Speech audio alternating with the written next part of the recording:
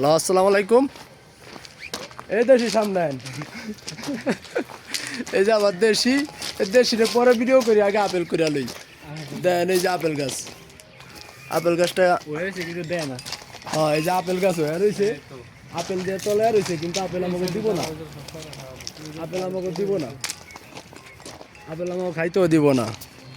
এই যে আপেল, হ্যাঁ এই যে আপেল গাছ আপেলের তলায় রয়েছে, কিন্তু আপেল আমাকে দিব না। হ্যাঁ, apple give me, No.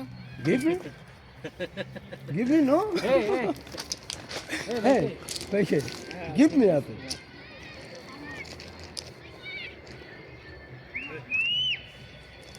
Hey, give me. Problem. Hey, this home no? Oh, this home no? Oh, এটা প্রবলেম, এটা প্রবলেম। হ্যাঁ, একটা আপেল আমরা দেখতেছি এই যে এনে পয়রা রয়েছে, এটার উঠাইতে দেরি করুন না। এই যে একটা আপেল পয়রা রয়েছে, কিন্তু এটা পচা, ঠিক আছে? দেখি এটা লন নরম হয়ে গেছে আপেলটা রে। আসসালামু আলাইকুম। Assalamualaikum. হ্যাঁ, সালাম। Assalamualaikum. Kyrgyzstan, Da. Yes. Bangladesh people, কেমন আছেন? হ্যালো কেমন আছেন? কান্দাইছি কেমন আছেন? হ্যাঁ, Hello, hello guys. Guys, Hello, guys guys. কেমন আছেন? কেমন আছেন? বাংলাদেশ বাংলাদেশ বাইকে বাইকে সবাই সবাই।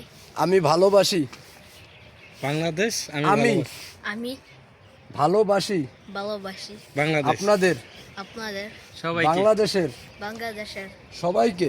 সবাইকে। আপনারা আপনারা আমার আমার কিরগিজস্তান কিরগিজস্তান আসবেন, আসবেন। আইসা আমাদের আপেল খেয়ে যাবেন। আইসা আয়শা আমাদের আমাদের গাছের গাছের আপেল আপেল খেয়ে যাবেন। খেয়ে যাবেন।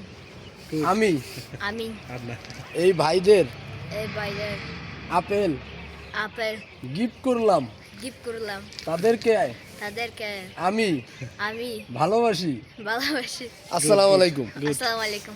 Good good good good good. ঠিক আছে এ ভাই কে মাশাআল্লাহ মাশাআল্লাহ মাশাআল্লাহ। হ্যাঁ, আমার এই কিরগিজস্তানের ভাই আপেল দিয়ে গেল আমাকে। এবার দেশি সামনে আন, আপনার আল্লাহ ভিডিও আপেল কিনে আনছে আজকে আপেল কিনে আনছে আবার এনে গিফট করলো ও হ্যাঁ, কিন্না তো আমরা আনুমেই, কিন্না তো আমার সারা তো উপায় নেই, আমরা এটা খাইবো গাছের কিভাবে? থেকে একবারে পিওর এই যে গাছের একবারে কোনো পিওর। ফরমালিন মুক্ত হ্যাঁ, এই যে হ্যাঁ দেশি।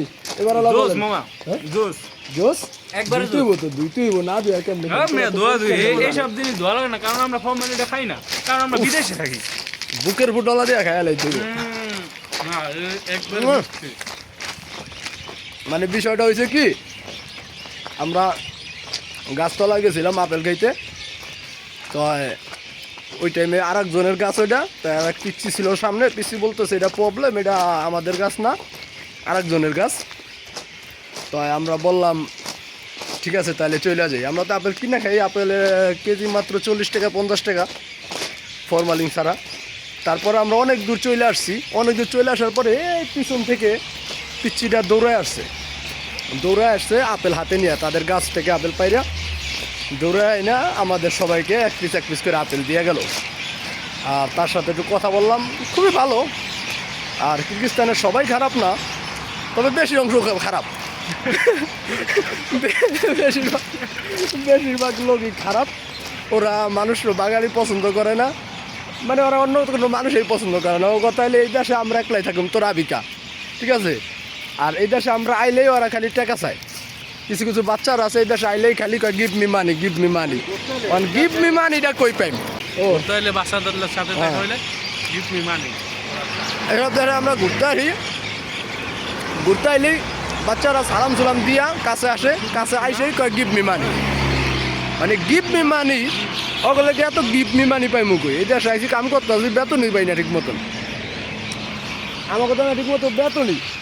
3 মাস হয়েছে 20,000 টাকা বেতন পাইছি, আর কি লাগে? তো 3 মাসে 20,000 টাকা বেতন পাইছি, অথচ 40,000 টাকা ওরা খালি আমাকে তুমি চাইছেই।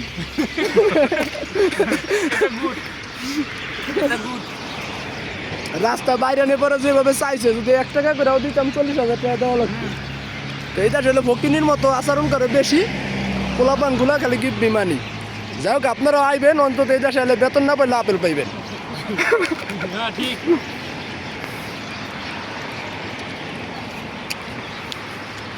দেখ এই যে আমার দেশি দেশি তো, হ্যাঁ এই যে আমার দেশি হুজুর মানুষ মাসাল্লাহ দাঁড়িয়ে আছে, মাসাল্লাহ দাঁড়িয়ে আছে। তবে কিরগিস্তানে আইসি লোকেরা টাকা কামাইতে, কিরগিস্তানে টাকা কামাইতে আইসা আপেল ছাড়া কিচ্ছু পায় নাই। এই একটা আপেল পাইলো। আর এই দেশে আইছিল, আগে লোক দেশে যাত্রাবাড়ি ইমামতি করতো। ওই মিয়া কই জানে মিনায়, ওই মিয়া ওই মিনায় না ভিডিও থাকতেই পাবে। মসজিদে ইমামতি করতে জোর করে ধরেন।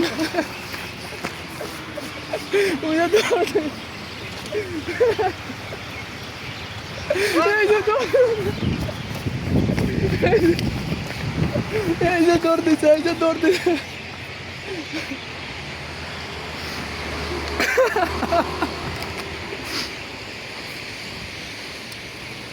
এই যে ঝর্নার পানি যেটা আছে এগুলো সব হলো ঝর্নার পানি, কিন্তু এর থেকে বেশি আমাকে চোখের পানি পড়ে, যখন 1 মাস কাম করার পরে বেতন পাই না।